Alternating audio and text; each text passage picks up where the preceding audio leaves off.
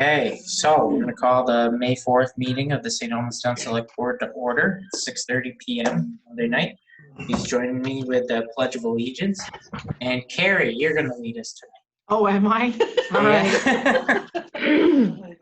I pledge allegiance to the flag to the United States States of America, and and to to the the republic for which it stands, one one nation, under God, indivisible, life, liberty, and justice for all. justice for all. It's very hard to coordinate that because we all have slightly different timing here, but we've got it done. Let's be honest here. It's a train wreck even when we're all in the same room half the time. This isn't that bad. Come on now. All right, let's get right down to it. We're going to set record time tonight. Good. We have warrants. We've got payroll for April 24th and May 1st. Does anybody have any amounts? Want to make any motions? I'll make a motion. We approve the payroll warrant dated May 1st, 2020 in the amount of $20,617.64. And we also approve another payroll warrant dated April 24th, 2020 for the amount of $28,772.11. I'll second it. Perfect. All in favor? All right. Okay, that's 4-0. All right, we're going to move on to the general fund warrant. Stanley? General warrants, 5/4/20. Total of $12,520.74. 61 invoices. Town manager, 18 invoices, 5,128. You had not the bulk of the invoices, but the highest amount. There was $3,200 we spent for computer software changes, and that's some of the stuff that we're doing currently. So Right, good job in spending the money. You kept the business going. DPW, 21 invoices, 3,700. Fire department, 9 invoices, $1,755. Parks and Rec, 8 invoices, $1,711. The ones I just covered is 98% of the total amount spent. There was one invoice I hadn't noticed before, so I called it out. It was for $40, and it was for enforcement. And that was for the cell phone. I believe it was for David McLean. There was, so Animal I'll make control. a motion to approve the sum of, get it here again, $12,520.74. I'll second that. Beautiful. Any further questions? All in favor? All right. Aye. 4-0. Thank you, Stan. That might be the smallest general fund warrant that I've ever seen. We'll make up for it. Oh, don't worry. I know. Wow.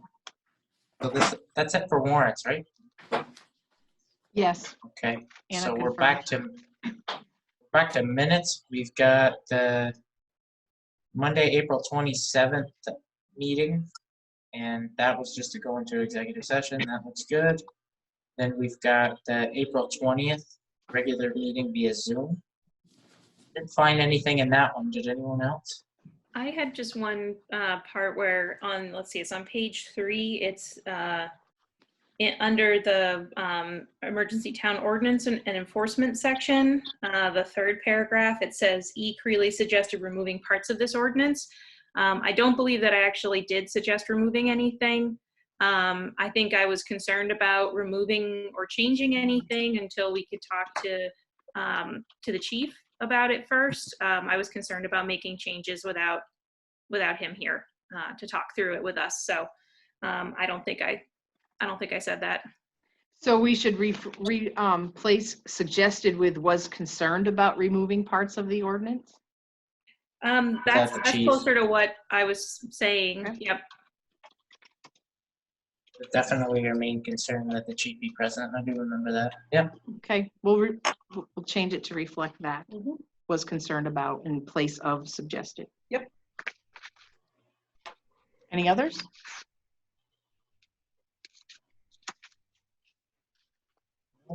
Take Okay, an so we need a approval motion. I'll make a motion to approve the minutes with the suggested changes, please. with the suggested changes. Perfect. Need a second? Okay, Stanley seconds. Any further questions, comments? Okay, all in favor? Aye. Okay, 4-0, public comment. Yes. Um, And Alan just joined. We've got Alan Mashhair on the call now. That's cool. What's the favorite part of my I'm not meeting? seeing anybody. I can mute him. Sheriff, are you here as a member of the public to make any type of a comment at all? No, I'm just here to observe the meeting and hear how things go. Okay, thanks, Sheriff. Thanks. So, no public comment. If somebody does call in later, I'm sure we could maybe go back to allow a 3-minute comment. I know it's hard for some folks to call in. Now we're on to we've got our chief here, Gary Taylor's on the line. You see him? How are you, chief? I'm good, thanks. Good evening. So we've got the COVID-19 emergency ordinance, pretty substantial redraft in front of us. Emphasized education more under B1. I just want to ask, so it goes E1, the first offense is still a minimum fine of $100, even though there's added language around education. Did that capture the point? Did we want the first offense to be a fine? Or did No, we in just my want red- more language? In my red pen, it said shall result in a warning. But, I mean, this is just a draft. Some of you actually wanted to keep our original template as it was presented until you talked to the chief and heard more. Yeah, I didn't realize this was rewritten. I thought that was this rewritten or is this as it was shown? It's somewhat. It was? Okay. I didn't realize that either. Nah, Oh, so the one in your packets hasn't really been no, changed. not really. I have a red pen with your Okay. notes from the last meeting, but then the result of the whole conversation was not to Right. change anything yet. So we all have questions for the chief. So Aaron, would you like to go first? Yeah, thank you so much, Chief, for joining us. One of my primary questions was just hearing about what the experience has been like for your team in the town specifically around social distancing and any conversations you might have had, just curious about what it's been like for your team. Right. Just a couple of things I want to bring to your attention about the emergency ordinance. The one that the city passed has a sunset of 30 days. So it automatically goes away after 30 days. And at the time that we were pursuing this, we were having conversations with the Attorney General's office. And we, at least in the city, had experienced some cases where people would not pay any attention to what the officer said. And there was some concern that they weren't going to, it's hard to get them to stop and tell people that they need the social distance if they're going to be catcalled and made fun of. The truth is that since this went into effect, we've not had the same problems. I would tell you, though, that what we are seeing is they're calling it quarantine fatigue.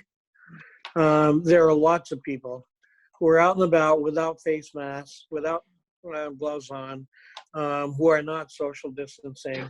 And I will tell you that the police department is not prepared to try to enforce that if it's going to be such a big number that it's just not realistic.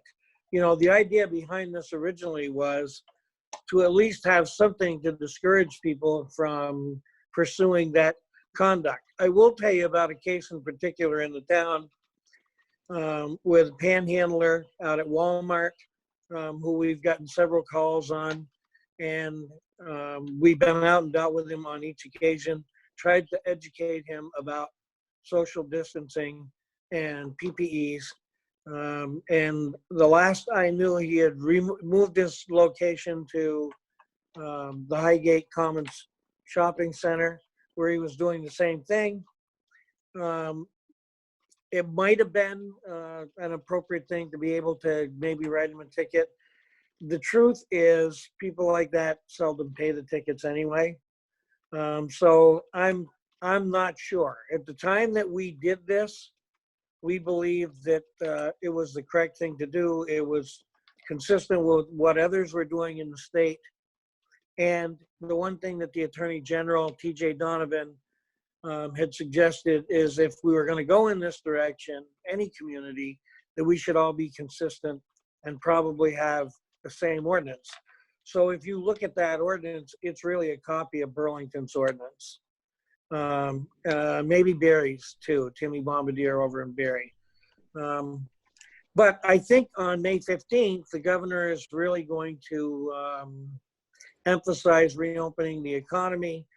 I think that since that has started, the people who believe this is all a conspiracy anyway are not wearing masks. They're not wearing gloves. They're not social distancing. And I'm not sure we, the police, whether it's the St. Albans Police or the state police or the sheriff's department, not sure we're really the right individuals to try to enforce that. We have the ordinance in the city. We haven't written any tickets. And it was never the intention to try to generate any money or severe penalties from this. It was for those people that when all else fails, you had one more tool in your toolbox to say, okay, well, here, let me write you this. And sometimes even if people are really verbal about being defiant, once they go home and they look at the ticket and think, oh gosh, you know, I don't really need this, they kind of curb their behavior. I'm not sure at this point that the cities is going to run out in 2 more weeks. And I don't think we're going to try to renew it. So maybe we've avoided it. I will tell you, if you have a problem, it's right at the base store. It's a creamy stand. And the line gets to be very, very substantial. And there really isn't much social distancing. Right, and there's not a lot of space to social distance there with the road so close too. It's true. You know, what I would tell you is, and I tried to include that in the report that I pushed out today, is, you know, I think people are going to make some bad decisions, and we shouldn't be influenced by that. We should still each make good decisions for ourselves and our own families and friends, and understand that there's really not much we're going to be able to do. We can't arrest people because they don't social distance or because they don't wear a mask. You go to the grocery store and about half the people are wearing masks and half the people aren't. But it doesn't stop me. I wear a mask. I have no desire to intentionally, you know, cause myself to be exposed to something I don't want to be. And maybe that's the answer for all of us. Okay, yeah, Jessica, do you have any questions for the chief? No, I think that makes sense. I mean, I know I've received a few phone calls from people saying, don't put fines in place. And I hope that people are taking personal responsibility. I know I wear a mask when I'm outside. I did see a great example of a creamy stand. Maple City Candy in Swanton has a perfect setup that I think others could really use as a model to try to encourage people to distance. But I think it makes sense at this point, especially with the cities expiring in 2 weeks, to just let this lie and just encourage people to be smart about what their choice is. Yeah, that would certainly be my recommendation at this time. Fair enough. Anybody have any other questions or comments? No, I mean, I think that we're in this for the long haul, and I think it's going to look different at different times. So, you know, I think that we've got the experience, the city's experience and Burlington's experience. And I think that if something changes and we need to think about an ordinance again, you know, we've got this little period of time that we've gone through, and we can kind of take these conversations into that future scenario, whatever it looks like then. Right. I mean, we could very well get to the point in 2 or 3 weeks where the governor, through executive order, makes face masks mandatory in public and starts propping up a government-funded face mask distribution network. I mean, that might happen. It depends what the guidance is, but if we get to that point, it might make sense to pick this ordinance up and add a face mask section to it. And again, maybe pen it in a way that doesn't emphasize fines. You know, I would like to remind you though, that in the very beginning of the one that I did send you, it talked about, you know, that wouldn't be the first tool in the tool chest. And the education and voluntary compliance was really the desired approach. Understood. Does anybody have anything else for the chief tonight before we move on as the liquor control board? Well, chief, I think from all of us, you can pass on our sincere thanks to your crew for working so hard on the front lines. Can't be easy. Don't know how you guys do it. And hats off to the admin team for running it bunker style. We really appreciate all the work you're doing. Well, thank you. I'll pass that along, and good night to all of you, and I stay safe. Yeah, you too, chief. Thank you. Yeah. Okay, so moving on to agenda item number 6, liquor control board. We need a motion. Could explain the motion, or somebody could read it. That'd be great. I'll make a motion to recess the select board meeting and open as the liquor control board. I'll second. Aaron will get the credit on the second. She beat you to it just by a hair. Fine. Okay, all in favor? Aye. Okay, liquor control board. We've got a Colonial Mart second class license renewal. Anna, are we all set? We're all set. It's just a normal renewal. Perfect. They're Okay, right. They anybody- lost the first application. Got it. Got it.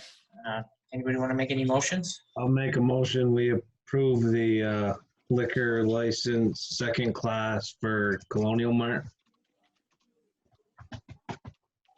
I'll second it. Fine. Okay, thank you, Jessica. Okay, any questions for Anna, anybody? Okay, all in favor? Aye. Aye. Aye. Perfect. Well, Okay, Anna reminded me that you have to have 3 people come in, so 2 people other than Brendan have to come in and sign this. I'll be in the- Volunteers? Jonathan?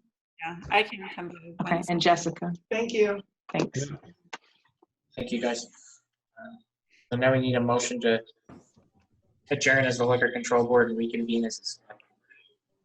I'll make a motion to adjourn as the liquor control board and reconvene as the select board. I'll second that. That's not- Dan's getting in the mix. All right, motion on the floor. All in favor? Aye. Aye. Aye. Perfect. All right, Carrie, the floor is yours. Awesome. So the first item I have on the agenda involves the salt shed update, and Matt should be calling any minute, but since he's not here yet, I think I'll do the second item now, which is the town hall relocation project. So you received copies of the bid, had received copies previously of the RF request for proposal. And I don't know if you actually got it, but I just freshened up, where the heck did it go?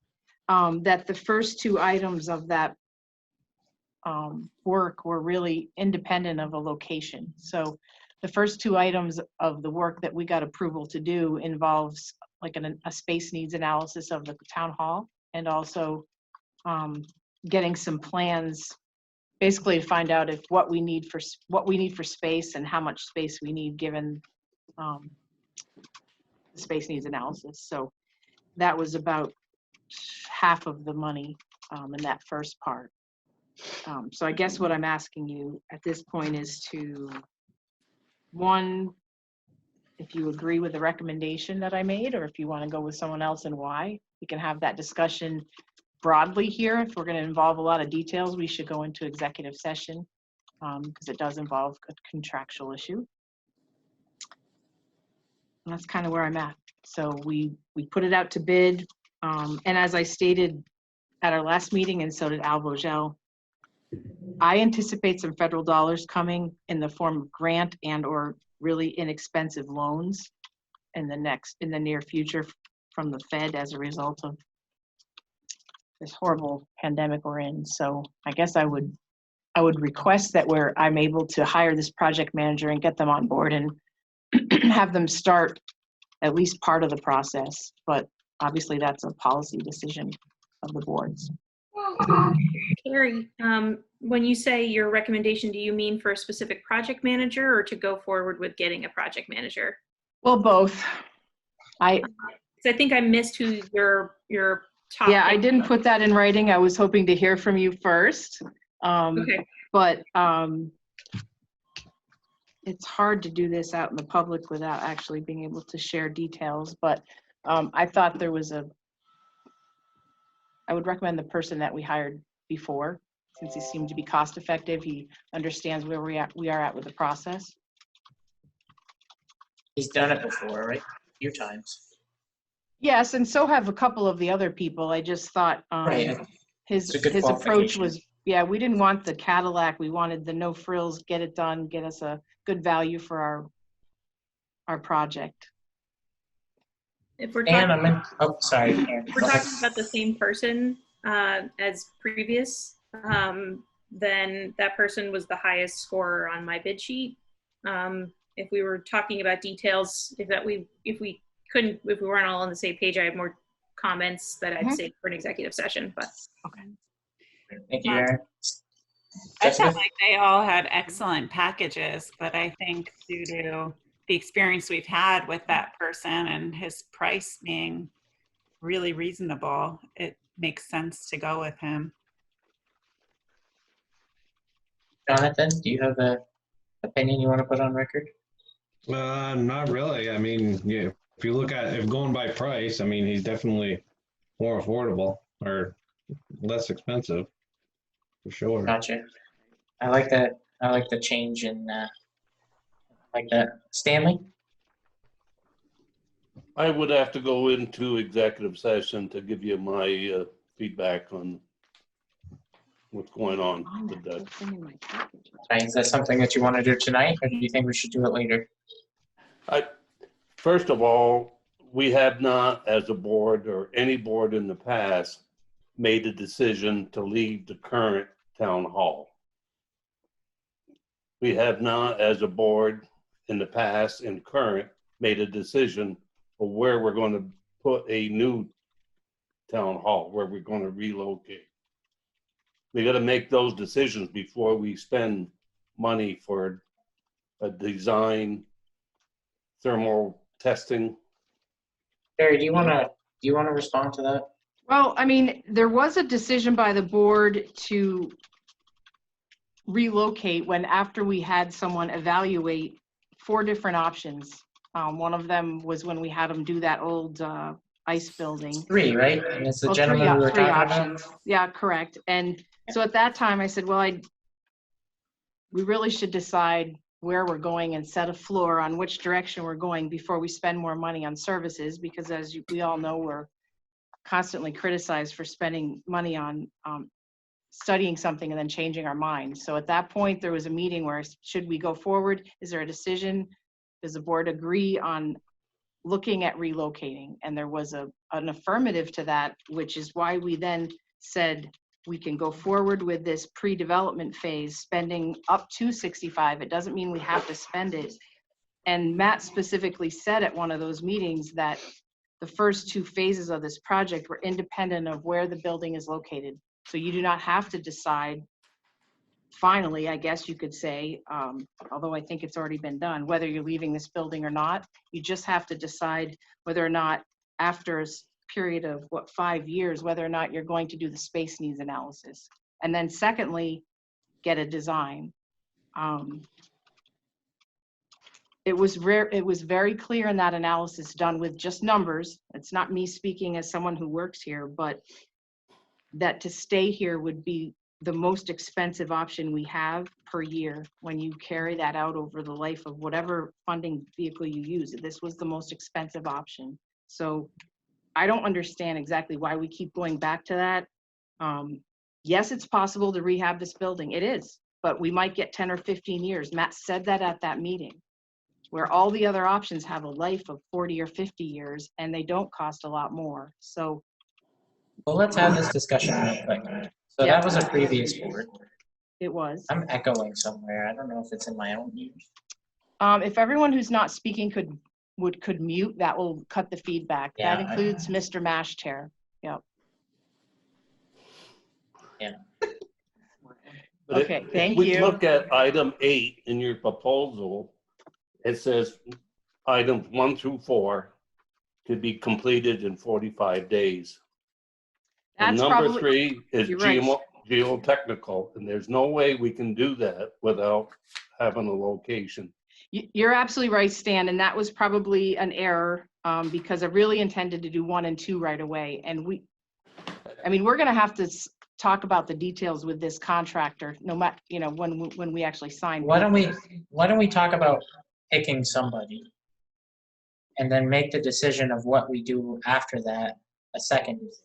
I don't think the two, Yeah, the there's two conversations are linked, but I don't think that they're so intertwined that one can't be That's had correct. without the other. Yep. So do you need a motion to hire somebody, or how I do you want to don't. go about that? I don't need a motion, but I was looking for consensus. It's a big decision for us, and I want us all to feel like, we're a part of it. If we reach consensus, can we say who we choose? Yeah, Okay, I want Matt Young. How does everybody else feel? Be totally blunt. That's who we're talking about, right? I mean, that's who I was talking about, yes. okay, so I've- he's not here right now. He's running a little late to a Zoom meeting, which, No, we told him All right. 7:45, 6:45 to 7, so and he's got 5 kids. that's irrelevant, actually. I know, but Okay. it gives him a Oh, no, little bit he more might of a be late, pass. I see. Yeah, that's what I'm saying. Like, Okay, if yeah. anybody, okay. Calling in? I think he's calling in right now, actually. Looks like it. Matt.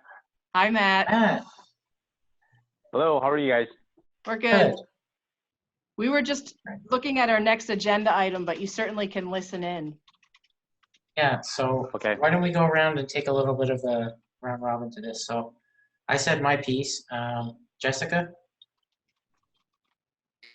Yeah, I do have questions like Stan does. I know we talked about moving out. I have concerns with abandoning an older building and having another piece of real estate on the books that we'd have to do something with. And I know Matt's report said the current building would only give us 10 to 15 years, but is that purely based on current vault space? Is there a way to do a minor addition to augment that building and keep it where it is in the same building? I guess I have questions around that, which probably can't be answered tonight. But if they are 2 separate items, hiring someone, question A, and question B being what building, where is it, then for who we should hire, I do agree with Brendan. But I have questions for the other part. Mm-hmm. Absolutely. I'm in the same boat as Jessica. That's why I want to separate, tackle one, and then maybe devote a greater amount of time with the manager, maybe at a special meeting in a week or 2 where we can sit down with this person when there's a contract in place between the town and that contractor, and we can just get moving. And if we're to break it out in 2 questions, one being the person we hire, and then we'll decide the rest after that, who would you pick?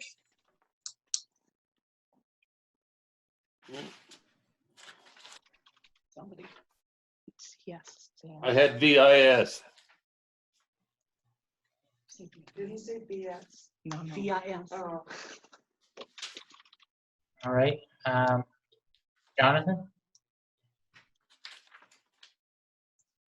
I'm fine with Matt. I'd like to hear what Stan has to say kind of before we make like a final consensus, but I'm just wondering, because I'm fairly new and I didn't, That's fair. get all the details from the past projects. That's all. I just want to know what Stan has to say. VIS is local Burlington, and I believe the project manager is living in Franklin County somewhere, and he would be traveling in this area every day. Just somebody here every day. If we need something, it's immediate service. That's the only reason I picked BIS. Fair enough. Now, Jonathan, it's I a- don't want to counter what Stan had to say, but I would say that Matt, in working with him on the previous project, I found that his level of service and his accessibility, Carrie, chime in if I'm wrong, but I thought that was pretty good for how far away he was. Yeah, there wasn't really any time when he couldn't make it and we had something critical happen. I was surprised by that, actually, despite even wintertime, some crappy weather. He made it every single week at our project meetings and other times when Alan needed him to. So Alan can weigh in on that briefly. Yeah, without going into too much greater detail, Alan, would you give a passing recommendation to the person we're talking about for the scope of work that we're talking about? I don't know, you guys like me muted, so. Yes. That's a good guy. He didn't make every week meetings. So yeah. I don't know. I see Stan's point of view. Sometimes maybe it's nice to have someone here all the time. So. But this isn't for the construction. What we're hiring someone for is the pre-soft cost stuff or the, the pre-development stuff. So it's less critical to have somebody close at that time. Aaron, we haven't heard from you on this one. Yeah, so going by the bid sheet, Matt Ascent Consulting was my top. It was the highest number. I think, he met all the requirements of the RFP. I tried not to take the experience of seeing him at select board meetings way into that. I'll share that JPI was a close second. I think that what I liked in some of the other proposals was the talking about, and I think it came through in the VIS proposal actually, so they were pretty far up the list too, is talking about working with the public. And I think that, kind of to a point that Al made, I think either in a letter or in a comment was, in a time of people having Zoom meetings and trying to communicate with the public about a big complex project, I think having someone who has experience and comfort level of working with the public and being out there and facilitating community conversations is, I think is going to be important. I'll say that Apex Consulting also talked about that, about bringing in, working with the public directly as best that they can. So, while I felt like Ascent met a lot of the criteria, I felt like that piece was missing just from their proposal. I think that if I had a chance to ask questions, I would focus on that, how this person would help facilitate our conversations with the public at a time where it's unprecedented and how we would have to do that. So, and as far as, since we have touched on the relocation, not relocation, I think going into this, I read it as this was going to be kind of agnostic to relocation or not. If I misunderstood the RFP, then that's fine, but I thought it was going to be agnostic, and then based off the requirements, we could use previous studies and decide whether we stay or go. I didn't think that making this decision was going to be tied to whether we stay or go, but that might have been my misunderstanding.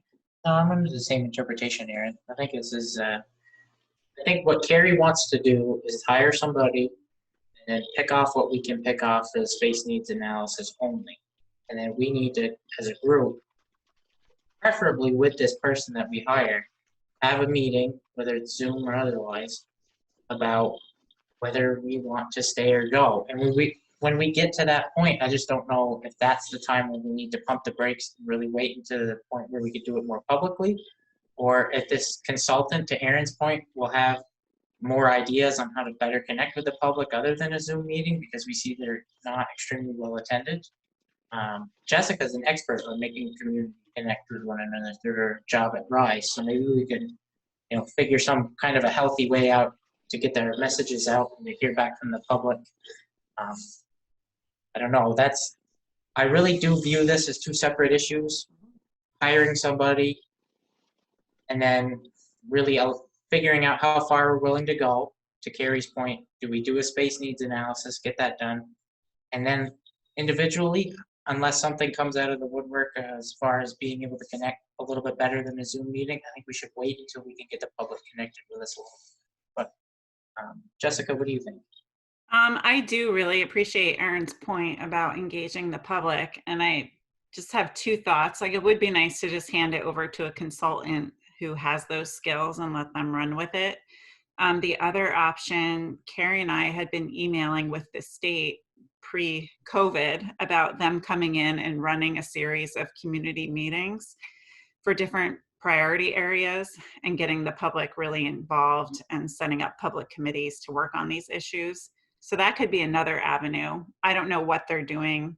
You know, they're probably on hold too until things get a little bit more under control. But I mean, we could use that venue to help move this project along, or we could just go ahead and get this consultant with the public experience.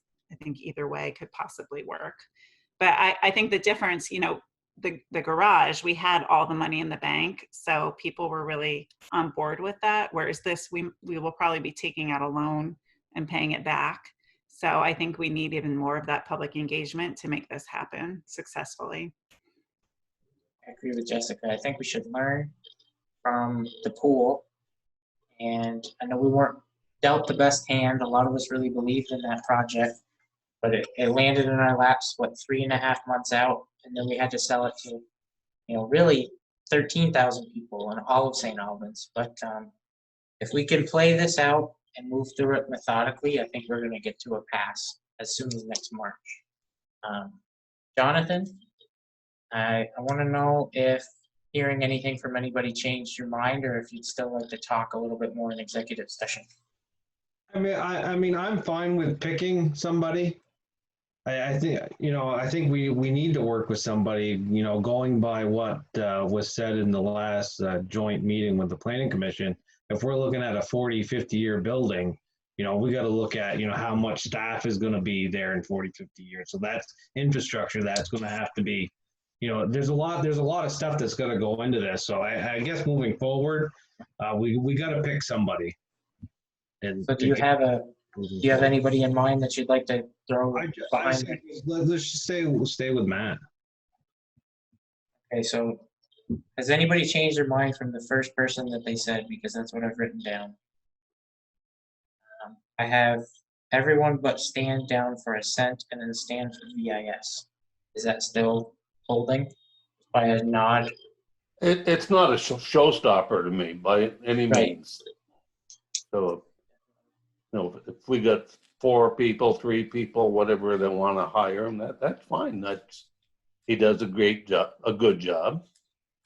So I wouldn't stop him from doing the work. No, I just was thinking of somebody local. And Stan, maybe that'll be good when we start constructing. Maybe we do want somebody local for a big project like this, you know? Yeah. The thing, Brendan, are we going to go, we talked numerous times that we were going to go to vote in the spring. Are we going to go to the public in November? I don't think that's going to be doable. I think by the time November rolls around, there's going to be a lot of people touting different infrastructure plans.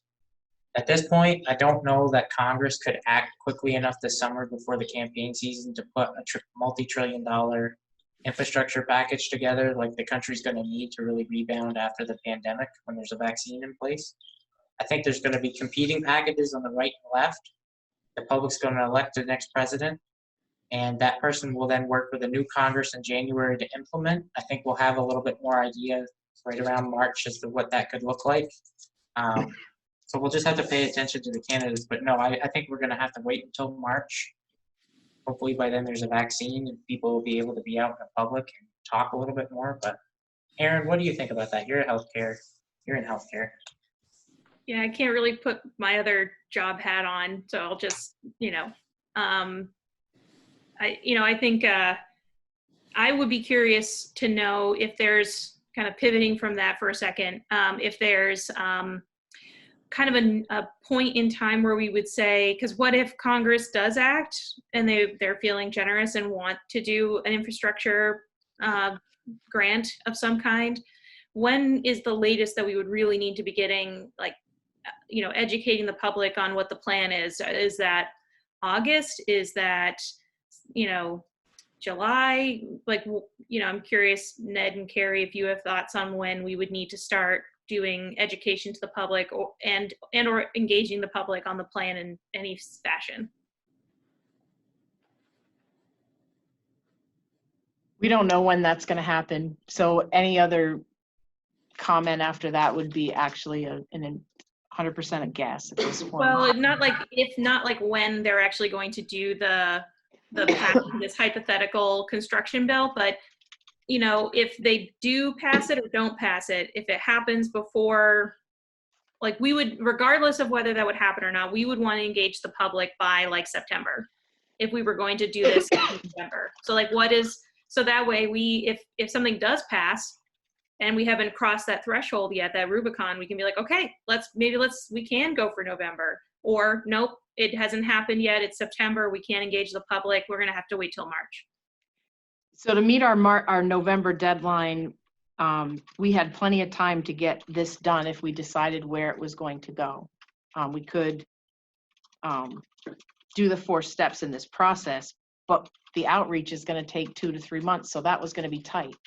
So we can get our work done in 2 or 3 months, engage the public for 2 or 3 months, but we really can't do it a lot quicker than that, as evidenced by the last thing. It just, people that don't like the project say we're rushing things. People that love it will go for it, and then there'll be this chaos in the middle. So I'd really like to avoid that.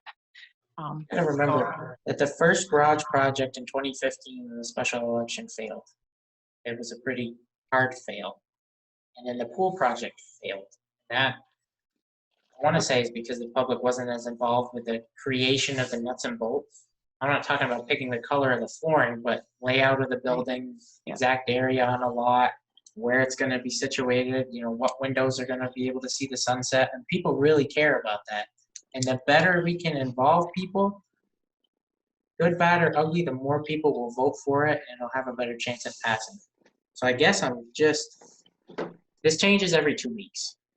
I mean, we could be back here in 2 weeks and they could be saying that, by the end of June, we're definitely going to be resuming public meetings with certain protocols. And I don't think that's the indication, honestly. And Anna just said that. It's not. Anna just said that the feds contacted her and said that the military are not getting mail, Yeah. so they can't vote. We can't send any more packages. No mail out of the United States or going to any of the countries where a lot of the guys and women are stationed. I mean, the things locally are opening up, but I don't know that we can, I think we have to make the decision whether we want to do this first part and maybe only part 1. And then we can have some more discussions about where and how. Like, we have to hire Matt, Carrie, if you feel like this consensus is enough for you to move forward with that. And I think we need to have a meeting. I think we need to have a meeting with Matt. Correct. Yep. And we talk about what we want to do then, but I think we're going to find that just getting the space needs analysis done, and we'll know square footage, gallons per day. We'll have a lot of answers to a lot of questions, and then we'll be able to make a decision on how fast we want to move forward. And we'll have more information for the public health experts. Correct. Yep. And to Jessica's early question, I mean, the vault question is a fairly easy one. We don't have 5 years. We have a couple years at the most. We are running out of vault space right now. So it's imperative that we make a decision, and that's not subjective like some have suggested. It's fact. The rest of all the other stuff, we'll live with no HVAC in half the building and not enough bathrooms, but the vault space is just not subjective. So another day. Jessica, I see you unmuted. Do you have anything? Yeah, no, we'll talk about it another day. We'll just let it go for now. You can send me, if you don't want to forget, send me a text or an email and I'll write it down. So if nobody objects, just take those next steps, schedule a meeting in another couple of weeks with the consultant that we're going to hire. And Carrie, do you want to move on to the CIP while we wait for Matt to get back on the line? Matt's going to call in. He was waiting for this to be done. I just texted him. I wasn't doing my own texting. You want to cross off maybe the the police services RFP while Matt calls back in, just to cross something Ken? off while we're waiting? Sure. So I sent those edits. I received comments from one person, but no one else. So should I guess, absent any other objections, I'm assuming it looked okay? I thought the draft that came through The was fine. police services RFP. Stan, what do you think of that draft that came through? The RFP, we're only gonna do items 1 and 2. Is that what we're doing right now? I didn't hear the Carrie? question. I'm sorry, what was the question, Stan? Oh, we're talking about the police RFP, Stan. Okay, but let me finish this before we leave it. The scope of work for the relocation is items 1 and 2 that we're gonna focus on right now. Yes, and more importantly, what we agreed to do was have all 6 of us meet with the project manager before he started Okay. anything. That's good. That was my take, right? Short of, Right, yep. Okay. So the draft police RFP, Stan, did you have any changes for that, or you think it's okay to issue it? The what? The draft policing RFP. No, I called my response in and I liked the way everything was done. But if there's some other red items that other people called in, I'd like to see them or talk about them. I haven't looked. I had sent in some comments which were reflected in the red. Yeah. So if you read the red comments, then you read my comments. yeah, I misspoke. There was two people sent in comments. Fine, Aaron's good with it, Stan's good with it, Jessica, you all set? Jonathan? I'm just wondering why we specifically called out Burton's Island. Because I know there's been some issues there, but you didn't specifically call out Woods Island Hello, either. Matt. State Park. Hey, Matt, just 1 second, we're gonna I wrap just one used thing it- up, 2 seconds. I use it as an example because in the middle of this current contract with police services, we found out that whoever has jurisdiction for St. Albans also has jurisdiction for that island. So would they have Woods Island too? I'm not sure about that. I'll have to check. That's a good question. Right. Well, because that'll probably come up because that they camp out there also. Okay. But that's why I put it in there because I didn't want someone who isn't currently serving us to forget that piece. Right, so pending a quick Google search of some kind and figuring out Jonathan's point. Mhm. Feel good to move ahead with issuing that this week? Perfect. Okay, Matt, still there? Yes, sir. I was on mute. Sorry. Perfect. Hey, so Gary's got consensus from us to hire you on to lead us through this this town hall relocation project. Oh, thank you very much. I wasn't expecting that tonight. Thank you. Appreciate the business. No problem. So do you want to take it away with your update on the salt shed project? Yes, I will. I submitted the MSR number 13, which covers the March and April. Last MSR 12, I said that was the final. I probably should not have said that for the salt shed. It was only for the building itself. But even the building, we still have about $24,000 of punch items left to do, which is mostly exterior work. But we've been in contact with Connor today, and they're going to be starting to facilitate some completion for that. So that will be happening sometime in the next 1 to 3 weeks. So we'll get that completed out and get that contract finalized. The salt shed, I did the financials a little bit differently. What I did is I took all of tried to really simplify it and just took all the 2019 expenses of the records that I had and the 2020 expenses, and then showed the balance of $352,000, and with the adding of the salt shed V-Trans grant, that will leave about $728,000 left for the pot to save for the salt shed itself. And if you see on the left-hand side on the financial report, the salt shed estimated at the bidding, I'm anticipating to come between $600 to $725,000 in that time frame. I think since the virus issue has hit, the bidding market is very aggressive right now. So I think the town is going to get some pretty aggressive numbers on bid date.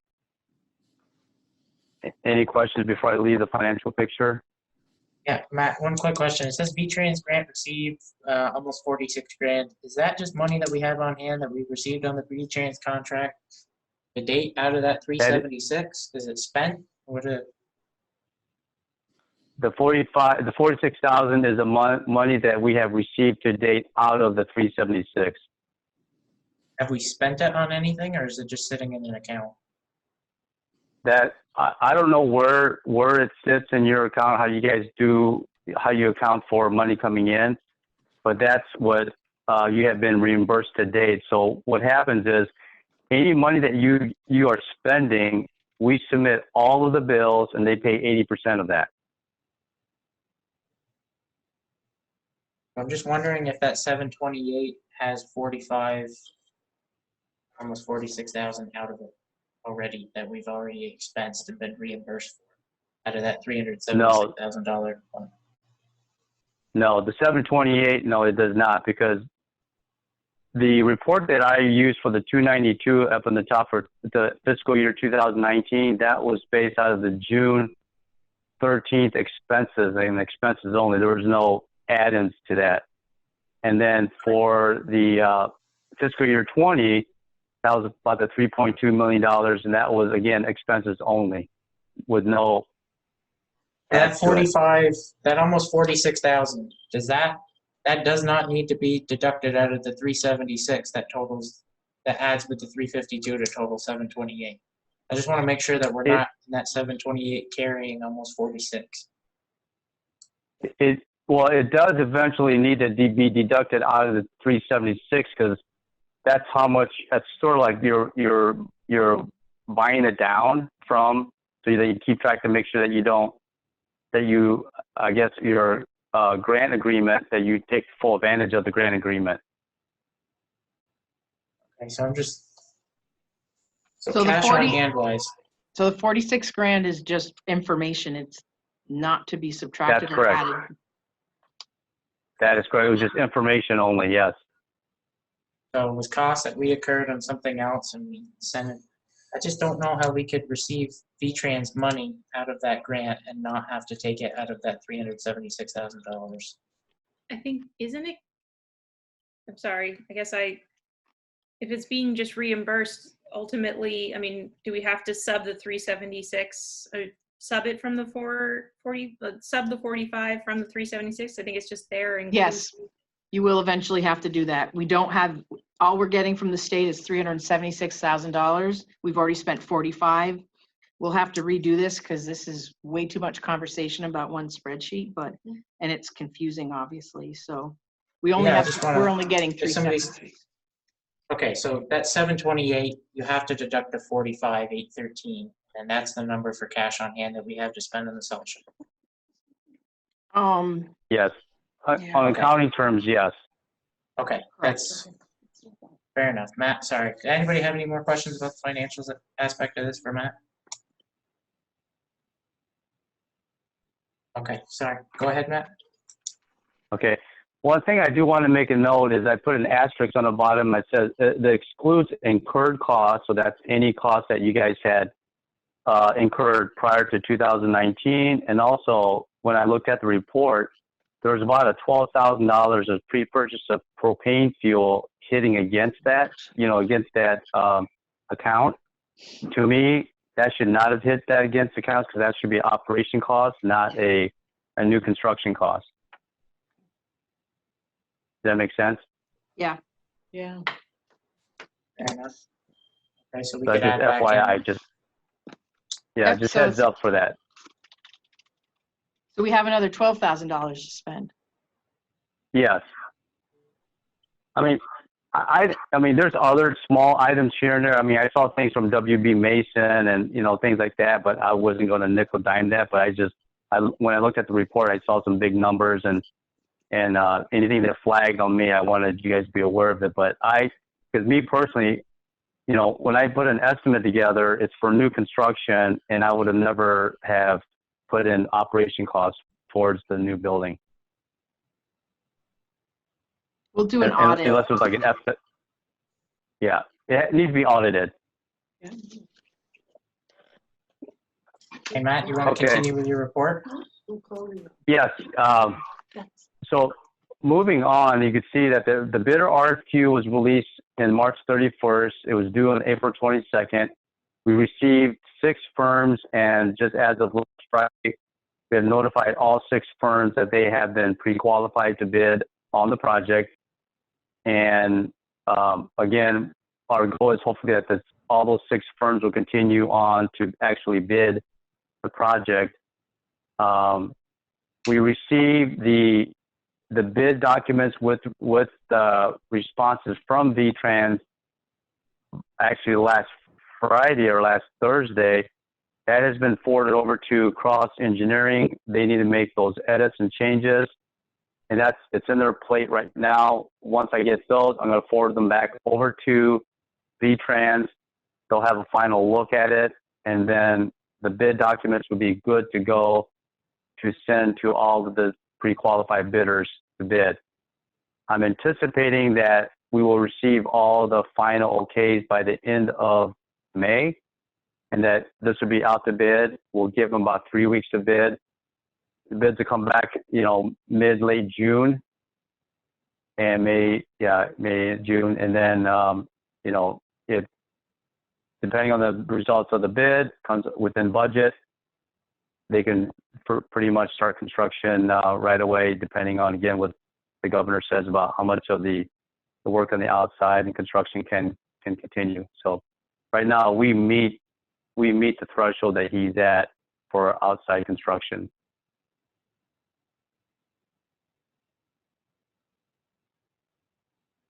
So that's kind of where things are at right now. Now, one thing that VTrans made a comment that sort of puzzled me a little bit was, if you notice my note 4, because VTrans will do a request for funding to the Federal Highway Administration. This will take a week, which if we're getting reimbursed, I was assuming this is already approved by the Federal Highway Commission. I don't know. So, but he made that comment, and I said, well, how long is that going to take? He said it will only take a week. So, hopefully they're not going to delay that process. But he says they can't do that step until the bid documents have finally been approved by VTrans first. Thanks for that note, Matt. Does anybody have any questions for Matt about his report? Any other questions about the project? Yes, I do. It's about expenses, Matt. Yeah. My grandson worked for Hungerford Paving, and I thought we were going to do a final coat, which we didn't do last year. Are we going to do that this year? And those expenses will go to the salt shed or to the DPW building? Paving coat. It could, yeah, well, the top coating has to be done and the striping has to be done to satisfy the permit, you know, for the town of St. Albans permitting. So, and that's got to be done by the town itself. So the town we took that out of Connor's scope as a deductive, a change order. That's change order number 5. And so the town is going to have to bid that out and then bid the final topping out. However, though, I would wait until you do the topping until the rest of the salt shed is done. That's my recommendation. Otherwise, you can imagine construction equipment going over. Yeah. That's why they waited. But my question is, what expense does it come out of? The DPW build expense or the salt shed expense? It'll come out of both of them because the way the grant works is this, you know, we're going to break out the cost for the salt shed for the paving and the site work separately. So we'll know what that number is. Okay. But the paving for the garage has to come out of the DPW ledger, I guess. Okay. We have So 24,000 left over there to cover some of that, or is that? something like that, yeah. Yeah, it's like $30,000 So total. You think we're in the range to get a top gun for that? It seems maybe light, but I don't know. I'm not in paving that often. I was gonna put it out to bid with our road paving to see what they're gonna come in at. I Get did a lot better tonnage price, right, Alan? exactly. And with crude oil being cheap right now, it's running about $10 less a ton this year than it was last year. I've talked to a few towns that've got their bids already done and it's coming in cheaper. Yeah, it was actually a good call that we made that decision to take it out of the prime contract scope. Anybody but have? we're taking else the have any money other- from the general fund or the DPW fund? My question's still the same. It'll come out of the DPW fund. It's still part of that Okay, cost. good. Any other questions for Matt? Hearing none, I think we're gonna thank Matt for calling in tonight. And if anybody forgot anything that they come up with later, just email it to Carrie and Matt. They'd be happy to work with you on that. Thank you, Matt. Look forward to working with you on our next project too. Be good. I am too. Thank you very much. Thank you. Thanks, Matt. Thank you. Bye-bye. All right, so the CIP is not on here for an lengthy discussion. The capital improvement program was emailed to the board and is going to be discussed hopefully after you've had time to review it at your next select board meeting. And I think we'll probably just need the planning commission at the last meeting that we had. I think there were some small changes that were made, so Correct. we'll just need a updated version. Correct. Yep. Yep. I'm trying to remember what we had to change. Anyhow. Does that take, I just want to make sure that the change is taking out the pool. Yes, Okay. because we'd already taken out some of the equipment, so it was the pool, I think, that we just didn't want in there at all. Yeah, and Okay. I think there was some downstream effects for some of the Yeah. spreadsheets. Yep. Yep. Yeah, that's good. Any other questions for that? Okay. So the last thing I have on here is just an update for oh, actually, no, it's not the last. Forgot about the honor wall recognition. So that's next. Did you review what Al had sent, and does anyone have any changes for that? I think what Al sent was nice. I think we should try to formalize it into some form of policy. I'm open to hear what everybody else has to say. Jessica? I just thought maybe it should be a nomination from a community member rather than coming from the select board all the time. And we should have some sort of application for that nomination. And I think we should also limit it to just one per year. I would be curious to see what people think about. I agree. I like those ideas, Jessica. I just want to add that. I like those suggestions. I think I'm just curious about the review committee. If that review committee is supposed to be us reviewing it, is it a subset of us? Is it bringing in the public? I'm not opposed to a review committee. I just think, knowing that engagement can be somewhat low, and knowing that also people might be coming in with, anytime you have a committee, people come in with their own biases or thoughts. So I like the idea of having an application. I like the vetting process that's laid out here. But I think if we are asking that the review committee is structured in a certain way to include a certain amount of folks, that it might slow the process down if we want to do this. But I'm just curious to hear what other people think, because it's not defined specifically in this proposal. Point, Aaron. No, I don't know that I've gone as far as in my mind to form that committee. I did like the idea of involving members of the Planning Commission, Parks Committee, and DRD. We're to make it town centric, since we would already have a pool of volunteers to then pull from for a subset. It's not additional recruiting, but then it involves, and you get a different demographic on the Parks Committee than you get on the Select Board usually, which is somewhat different from the Development Review Board, which is a little bit different in the Planning Commission, and then usually, hopefully, it's all different people. But Jonathan, what do you think? I think that's a pretty good idea. Get involvement from all the boards and committees. Stanley? I agree. There should be other people in the committee and not the select board primarily to make the decision. Maybe even somebody from the fire department or the public works, some different views that worked with the person. Evidently, the person would be well known in the community.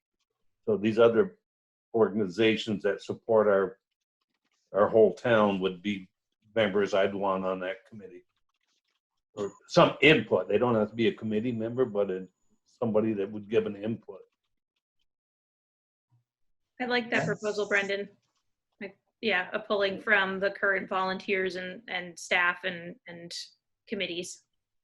I really like the idea of adding in the DPW and fire department there too. And then maybe if we either continue our current policing relationship or form a new one, we can involve somebody from that law enforcement aspect too. A lot of times there's some good folks in town that are extremely well involved with law enforcement. Anyway, Jessica's idea on 1 per year. I think that would take some of the knee jerk out of it. I mean, it's easy to respond to nominating somebody immediately upon their death, but if you have to wait 6 months to a year to be able to do that, I don't mind that suggestion at all. I think that's actually going to make it a little bit more prestige too. Aaron? Yeah, and it could be tied to Bay Day. It could be tied to the volunteer dinner. It could be tied to an annual event where we recognize people anyways. And I think if we're asking members of our committees and, staff to be involved, we don't want to have to be pulling together committees to review more frequently. I think if we're going to be thoughtful about it and have to coordinate all those schedules, once a year makes a lot of sense. The award dinner would be great. The volunteer dinner would be a good idea.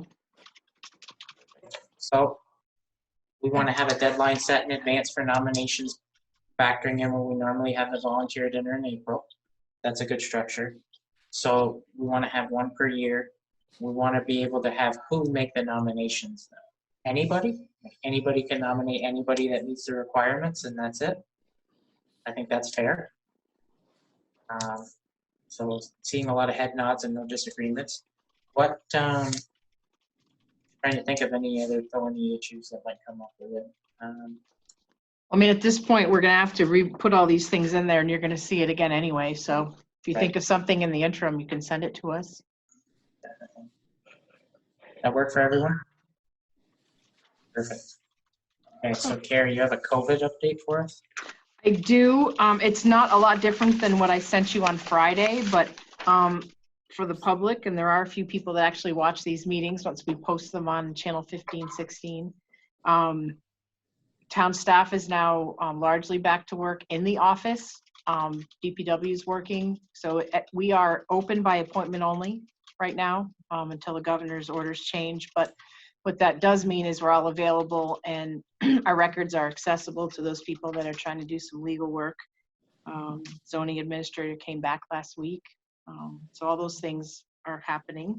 And also today, if you're actually working, some people did, the governor released hospitals and doctors' offices basically to start in, I think it was almost effective immediately. He didn't really say, but as soon as they're able to comply with the guidelines, they're able to start scheduling outpatient surgeries and some other things like that. He alluded to some other doctors' offices, the dentist and eye care, but was very vague about it. So the only thing he committed to at this point was to allow the hospitals to open up for non-urgent care.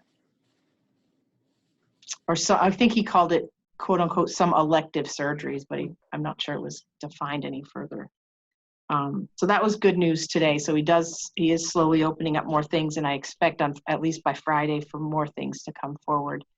And the numbers are proving to be to support those changes.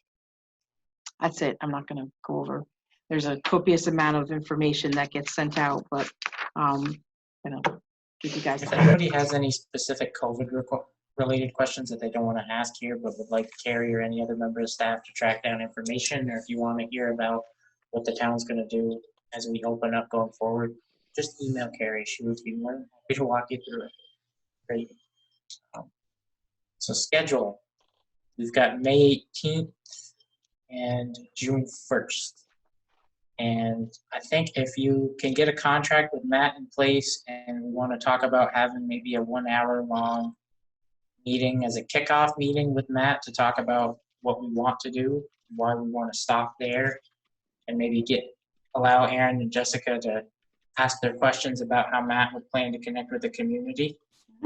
I think we could focus on scheduling that with either a doodle poll or an email. But Could we do it on the 18th? We used to meet. Used to meet before our other meetings, like at 5:30 instead of 6:30, and so you don't have to wreck another night. Not that this is wrecking my night, but it's different. Well, how do folks feel about saying yes to 5:30 on the 18th, as long as that works for the consultant? Yep, I can make that work. Good. Yeah. Anybody have anything else to add to schedule? Okay, so I've got a brief couple of things. I got a little bit of data today from NMC that said that their drive-through testing hasn't produced a positive result since April 17th. I haven't verified that with anybody high up at the hospital, but if that's good news, if that's real news, that's good news. Also saw that the city is advertising on social media for their Green Up Day on May 30th.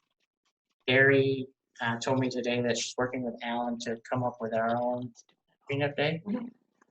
That makes sense. Alan, do you want to elaborate a little bit about what you plan to do on the 30th? Yeah, it's so the state obviously it's postponed till May 30th. We just barely got the Green Up posters. We got a couple volunteers in the town, Brad and Liz, that helped showcase and run crews last year. So we'll start advertising in the next week and a half. We'll pick a few areas and we'll do Green Up, but I'm getting a bunch of calls. I'm sure Carrie has. The state hasn't even given out the Green Up bags yet. So if you get calls, they haven't been passed out yet. So just have them be patient. They will be coming. But thank you for that note, Alan. Typically, we do like the industrial park. It's pretty bad over in that area, Nason Street, Bronson Road and stuff like that. But I'll get with the volunteers and we'll have a good idea of where we're going. Okay. So that's all I have. Stan? Question, Alan, there's a lot of green bags filled by this roadside right now. If we wait until the 30th, I'm sure animals or other people are going to kick them and tear them open. Are we planning on picking it up, or who picks that green bags up? No, I've been noticing a few, and some of my guys had seen them. So we are planning on picking the ones that are out before the end of the week. The hard part is drop off. So we're going to have to hang on to those bags till the 30th or past before we can turn them in. Usually we have to make an appointment with Northwestern Solid Waste or whatever to turn them in. So I got a good feeling we'll pick them up, but we'll probably have to store them down like in the old gray shop or something for now, just until we can turn them in. I know last week the governor on his daily broadcast told the people when they're out walking, take their bags with them and pick up the trash side of the road. And I believe people have been doing that. And now it's there bagged, ready to go. So thank you for having your guys pick it up early. Alan, how'd your first few days back with the full crew go? Feeling good? Say that again, I'm sorry. How'd your first few days back with your crew go? Went all right. You know, obviously they're nervous, but it's just a learning curve, making sure we're wiping things down twice a day, keeping them separated, keeping them in certain pieces of equipment, but it's all going well. We're starting to get back in the groove. We got a busy season ahead of us, so it's good to have them back. Thank you for calling in tonight, Alan. Does anybody have anything that they want to ask Alan while we have him here? Okay. So other business, anybody have anything for other business tonight?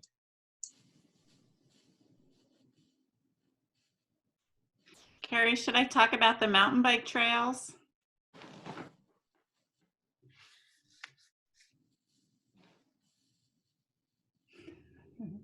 I think you're muted. I did that on purpose and then forgot. Yes, you can if you'd like, or I can start if you would like.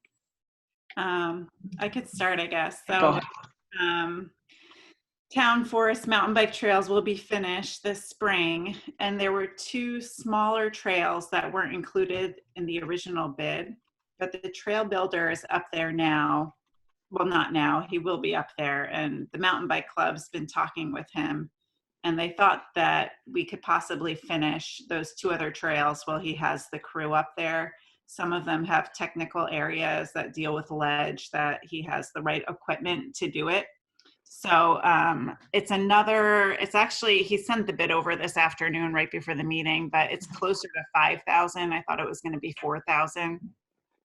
So I don't know how the select board feels about spending some money just to finish it up. Rise Vermont does have about $2,000 that we could put towards it. We wanted to cost share, and the mountain bike club, they said I don't have it written down in front of me, but it was like $300 to $400 that they could put towards it to help as well. So I don't know how you guys feel about spending money right now. I know we're kind of hesitant to do that, but it might be. We're also getting a much better price because they're already there. There's no mobility charges. Well, and he's looking for work because a lot of their other bigger private projects have fallen away right now. So he was willing to do it for us this May. So if we could get half the money, Alan and I talked about it briefly. I think we could find money in our budget to fund that other $2,500 in our current budget. Ann, what do you think?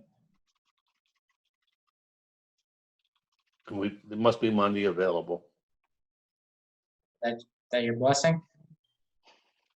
It's not a question, your- but there's money available to finish the trail. We're getting it at half price to start with now. Right. That your blessing? That little shrug, is that go ahead? That's my blessing. All right. Jessica, the big hurdle's clear. Aaron, Jonathan? I have no concerns with, we should move forward. I think if we get a good price, let's do this. People are going to want to be outside. So. Yeah, do it. Do it. Yay. Consider it done. We Thank have you to Rise. trail naming contest on Facebook right now. So there's a map up and there's about 4 trails that need new names. So if you guys have any ideas or want to share it on your own Facebook pages to get some ideas coming in. We've had maybe 4 people contribute some good ones. So once I get a list going, I'll probably email it out to the Parks Committee and see what they think. Beautiful. It's really good. Thank you for doing that. And thanks to Rise for cost sharing this. That's great. And thank you for all the work you and Carrie have done with this. The town forest and all the improvements. We definitely have 2 people on this call to thank. We have a lot of people. It took a group effort for that. But thank you. Great job, though. I mean, a couple rounds worth of Rotary grants, Rise Vermont money, and just thank you for all the work you did. It's not unnoticed. Thank you. So does anybody have anything else for other business? Okay, so I see we have a caller on. We did say under public comment that if anybody came in, we'd open it up for 3 minutes. So I'm gonna give it probably a 10-second pause to see if anybody unmutes and wants to make a public comment, and then take a motion to adjourn.